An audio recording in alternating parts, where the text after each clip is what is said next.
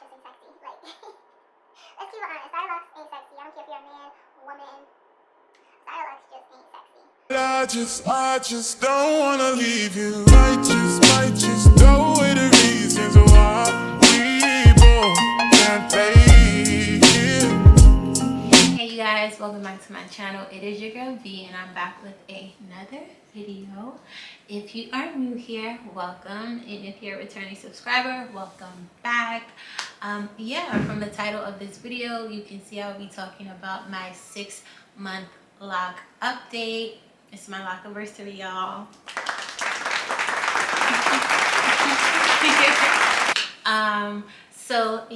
Before we get into today's video, I do want to say, if you are new here, go ahead and hit that subscribe button. I promise you're gonna love it here on my channel.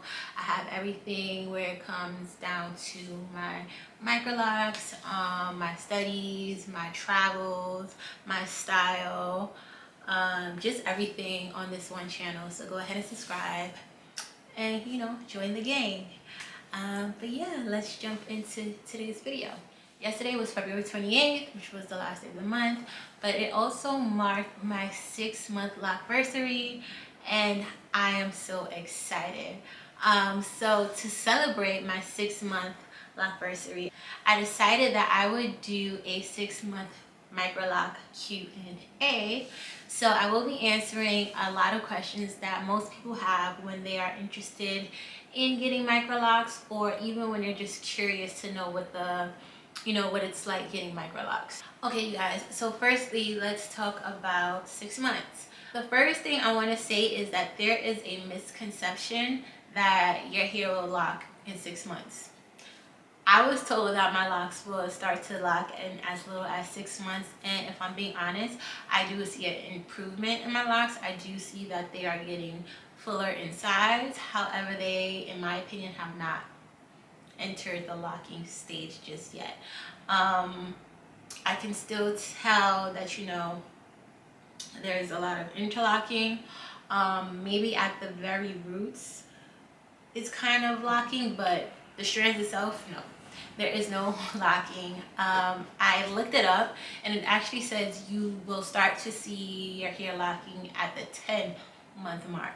So for all of y'all who saying 6 months, or for all of y'all that told me 6 months, yeah, that's a fit. And they do say it does depend on your hair texture. They say when you have 4 type hair, it's known to lock a lot quicker, but that isn't always the standard. So after 6 months, it's not reached its locking potential just yet, but that's okay. What has happened in the last 6 months is that, like I said, my hair has gotten thicker. If you go back to one of my original videos, you'll see that one of the biggest problems I had was, like, you could see through my locks when I put my hand up like this.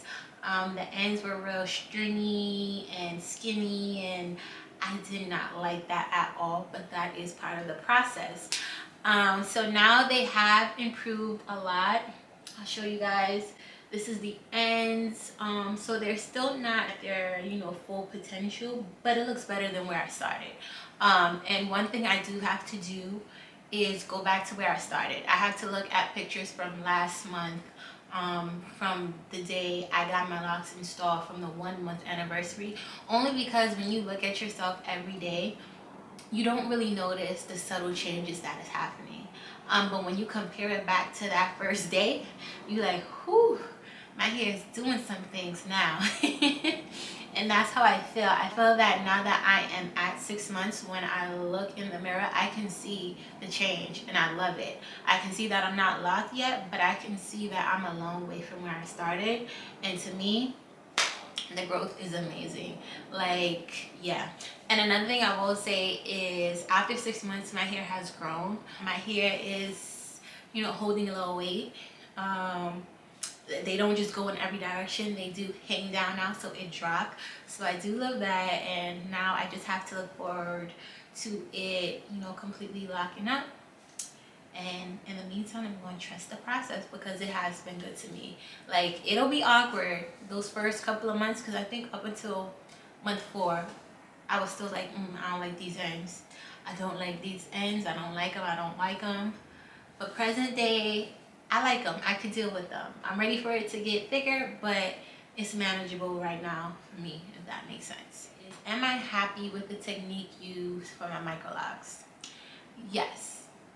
First answer, immediately yes. Like I said, I chose interlocking. The reason why I chose interlocking is because initially when I wanted to get Microlocs, I just knew I wanted to get sister locks, and then they told me that price, and they told me how hard it is to find a loctician who is, you know, trained to do sister locks.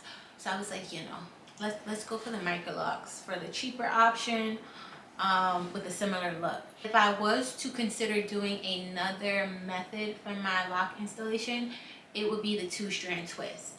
The reason why I say the two-strand twist is, like I've said over and over, my ends are my biggest concerns because they just were not full. They were skinny, stringy, and all that other gist.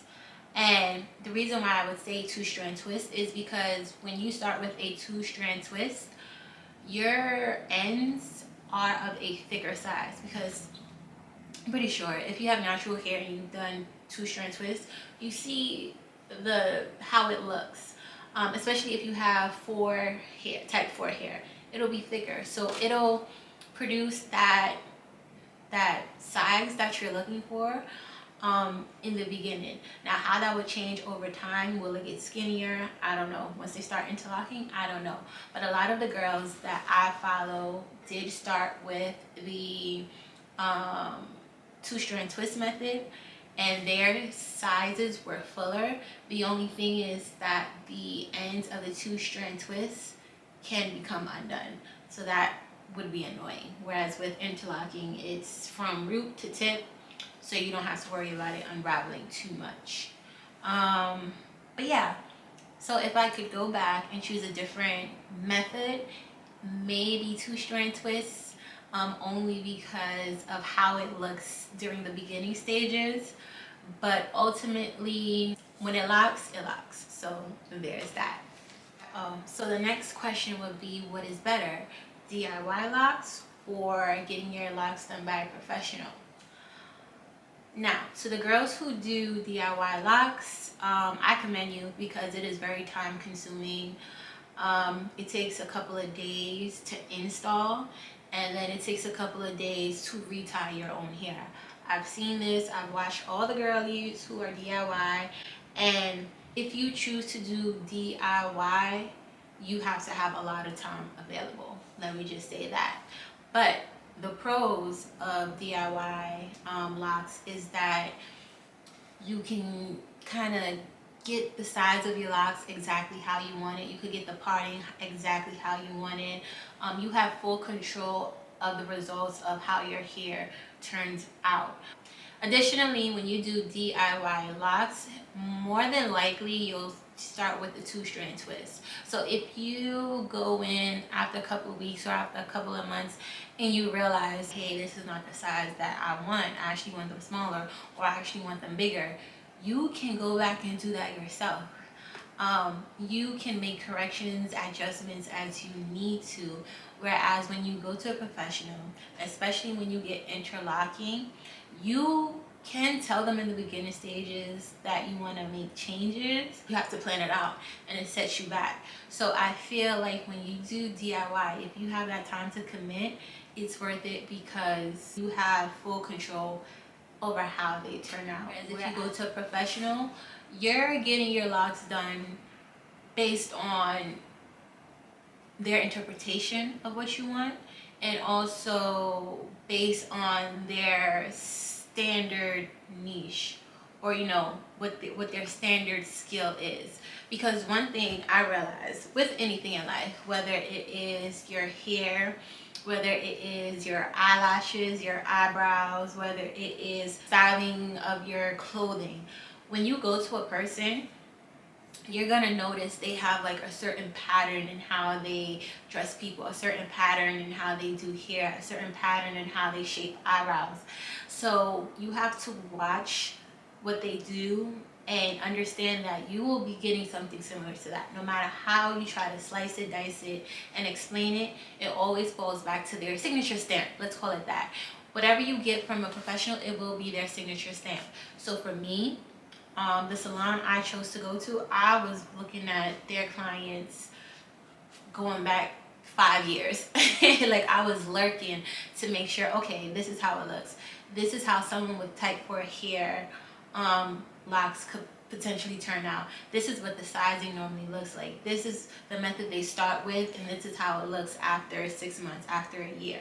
So I feel like you need to take that into account when you're going to a professional and not just winging it and saying, I'm gonna go to this person, and then figure out that like the idea of what you wanted isn't achievable because it's not the method they use. Whether it's the 2-strand twist, whether it's the interlocking, whether it's the 3-point rotation, 4-point rotation, 2-point rotation, all that plays a part in how it's going to look on you, or how you see it, and how you like it. Now, once you get past that, the pros of going to a professional is you set up time. Once every 4 to 6 weeks, you get your hair washed, or if you wash it at home, you go straight there and get it retied. You set out 2 hours, 3 hours, 4 hours for your appointment, and that's it. It's once every couple of weeks. You're not worried about if I'm going to complete them all in the same day, or if I'm going to complete them all, am I going to miss any while I'm, retiring my hair. You don't have to think, well, dang, I have to start on Tuesday because I have somewhere to go on Sunday. Like, you don't have to do none of that. You literally go to your loctician, they handle all that for you, you go home, and then you don't see them for however long your retire period is. So when you go to a professional, you are paying for the convenience, you are paying for the expertise, and you are paying to relax ultimately. Like, yeah. So I think both methods are great. I think both come with the pros, and both come with possible cons. But you have to see what's, more valuable for you and your lifestyle. And who knows? For me, I've said it before, I started with a professional because I knew I did not have the time to start my own set of Microlocs. And I'm continuously going to my loctician because I don't have time to retire my own hair. But maybe in the future, once I get to a place where I don't have as much going on, maybe I'll try to retire my own hair. I've done my own hair in every stage of my life, so this wouldn't be something new. I mean, this would be a new type of style that I'll be working on myself, but it wouldn't be new for me to do my own hair. But again, only when the time permits it, because right now it doesn't permit it, and I'm in the beginning stages, and I don't want to mess it up. That's a big part of it. I don't want to mess it up and have holes all in my locks. So yeah, depending on your lifestyle, go with what works for you. What do I worry about, and what do I need to improve? The things that I worry about is my dry scalp. I worry about lint, getting lint in my hair, which is not really a problem for me right now. And I worry about moisturizing my scalp. Now, I have to get better at figuring out what to put on my hair. Actually, as of right now, I don't put anything in my hair except for water in between my retires. Literally just water, spruce it up. But I need to find an oil that works for my hair, and I need to get comfortable with washing my own hair. I haven't washed my own hair yet, so I go like 4 to 6 weeks without washing my hair. But after this week, I will start washing my own hair. Next up, what are my go-to styles? For right now, because I'm still in the beginning stages, I don't do too much to my hair, only because they're not as thick as I would want them to be. So a lot of the popular styles I personally don't like on me for right now. So what I will do is something like this with the 2 little ponytails, half up, half down, just to give it some volume. I'll do like 2 little buns in the front, or 2 bantu knots I should say, in the front, and then have the rest down. I'll do a side part or a middle part, and that's the extent. Oh, I also have the claw clip where I'll put half up, half down, and that's about it. So as you can see, I'm not comfortable putting all of my hair up, only because it's not full enough and it makes my head look extra big, if I'm being honest. So yeah, anything that brings value, I love. So those are my go-to styles for right now. And then as my hair lock up, it'll become more and more sophisticated. Next question, do I wear wigs a lot? No. I don't wear wigs that often anymore, only because it's like, what's the point? I love the fact that I can get up and go. I love the fact that I can look good with my locks. And I'm starting to move out of the idea that I need to have on a wig to look a certain way. Now, I will say wigs do help with certain looks because I can look very childish with my hair like this. Like, I know that. So if I want to look elder, more mature, if I want to look sophisticated depending on the event, I will throw on a wig. Not to say that wigs look more sophisticated. I just feel like my locks aren't at a place where I feel comfortable in settings where we're supposed to look grown and sexy. Like, starter locks just ain't sexy. Like, I don't care if you're a man, woman, starter locks just ain't sexy. But that's okay, because for everyday, all day wear, for chilling with your friends, for a casual vibe, it definitely looks good. But for those moments where you need a little oomph, in my opinion, unless you have full hair, it just ain't gonna work. So yes, I do still wear wigs when I have special events that I'm going to. But in all honesty, in the last 3 months, I've probably worn a wig. Let's go back to December. I've worn a wig maybe 3 times. So that's really good. 4 times. I wore a wig 4 times in the last 3 months. And when I do, y'all, I'll be ready to come home and take that thing off. I'll be ready to snatch it off because it's uncomfortable. So I wore a wig on Saturday for my friend's birthday brunch, and the wig was wigging, but the wig cap hurt my head so bad. So like, I broke out. I got those white ugly bumps. I got a knot right here, and then I got like a dark spot somewhere around here. I don't know if you guys could see it. Like, it was literally painful to wear it. And then another thing is that when I put on my wigs, they will start out flat, but as the day goes on, this one side is always this side. In the middle, it'll lift a little bit, so then it looks like I got a bump in my wig. And I don't know what's the cause of that. I don't know what's the reason. I put on 2 wig caps and it still happened. So I'm like, it's making it too difficult. God is telling me to just, girl, I love your locks. I love your locks. And I do. So the last question that I have for today is, who is my lock inspo? And I have several. The first influencer that I follow, and I think most people follow, is Kiki J. She was probably the first influencer that popped up. She was the first person actually that popped up when I looked up Microlocs. And when I seen her locks, I was like, oh, these are amazing. And by the time I found her page, she was like years in. She's a DIY microlocker, and when I found her, I think she was on her 2nd set. So she had them, took them out, and I think she made them smaller. And I found her page and I was like, oh, her locks are so beautiful. They have matured and everything. And I was just like, okay, these really are beautiful. I could really do this. Then after Kiki J, I found Josette Bianca, I think is her name. I think she just completed her 1st year. And she started with a TWA, and she began interlocking, and she looks like she has true floor type hair. So I was basically judging after that, because when you first see interlocks, they're super skinny. However, following her journey, I started to see when they matured and how thick they got, and I was like, okay, so they don't always stay so skinny. They will, you know, plump up in size. So Josette Bianca, she was a good one for me to follow.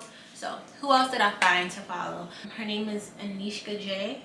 She actually started her lock journey last year in January. I found her on YouTube, And when I tell you, I watched her videos a couple of times because she was so new, and she was the most recent person that I discovered on YouTube. The only thing is that she had gotten sister locks, which is what I initially wanted. But then once I decided to get Microlocs, I was like, I'm still gonna follow her because she was adamant. She made sure to make it known that she has 4C hair and that she didn't start with short hair. Like Joe said, she documented her journey from day one. So it was cool for me to keep up and see where she is. Like even tonight I'll be watching her videos like, yes girl, do your thing. She's one of my favorites. Callie's locks, she's pretty dope. She started her journey last year as well, and I love the way her locks have matured. They look so bomb. She puts really good content. I'll link her down below as well. We have the Catherine Alexandra. I started following her like maybe last month. She has really good content. She is rather new to the Microloc journey as well. And then lastly, I follow Lynn Locks. Now she doesn't have Microloc. She has traditional locks, but her content is really good. She posts like good shampoos, good, you know, things to use if you are a DIY locker. And yeah, just following her journey is pretty cool too. And then today I actually found another influencer. Her name on YouTube is Millennial Black Girl, and I discovered her page, and her locks are beautiful. I can't give you a whole rundown of how long she's had her locks, but they look good. Those are the girls who inspire me on my lock journey, and I think a big part of me following this group of women was to one, actually see the real life journey of what it looks like to get Microlocs, and then to look at women who have similar type hair to mine. Now I will say that no one's hair texture is the same, no one's hair pattern is the same, so the way one person's locks look isn't guaranteed that yours will look like that. But I do think it's very important to be realistic in what your hair could potentially look like. But my biggest thing was to find women who appear to have 4 type hair, more so B and C, but 4 type hair in general. My locks may look completely different, but to see their foundation of where they started, to see where they are today, kind of helped me and gave me security in my journey, because I couldn't go to a person with type 3 hair and be like, oh, I want that type of locks, I want that curl pattern, I want any of those type of things. Like, I knew I wasn't going to have curly hair after interlocking my hair, which you do see with some people. They have really curly ends, and I'm like, that ain't me. I don't have curly hair to begin with. I have kinky hair, coily hair. So I have to take all of that into consideration. I followed them because they were realistic to my expectations, and I recommend you all do that, because a lot of people, they have this idea in general of what their locks will look like by following people with type 3 hair or 4A type hair. So there's all these things you have to take into account when you are viewing other people's journeys. So that is all. I want to thank you all for joining me today to, you know, do this 6-month Q&A. I hope you found it helpful and also a little bit entertaining. I just want to let you know that I have not counted my locks yet. I go back and forth with doing it. I really don't care to. At this point, maybe once my hair lock up, I will. But if you guys tell me that you want to, you know, Microloc count, I'll think about rushing that process. But yeah, here's to 6 months, and we're almost to a year. That will be the next milestone we'll be making on this lock journey. So definitely subscribe to this channel to stay updated. And if you haven't, check out one of my older videos. I'll link it on the screen somewhere up here. And yeah, that's all. Have a good one, you guys. Catch you in the next video. Bye. 'Cause all I wanna do is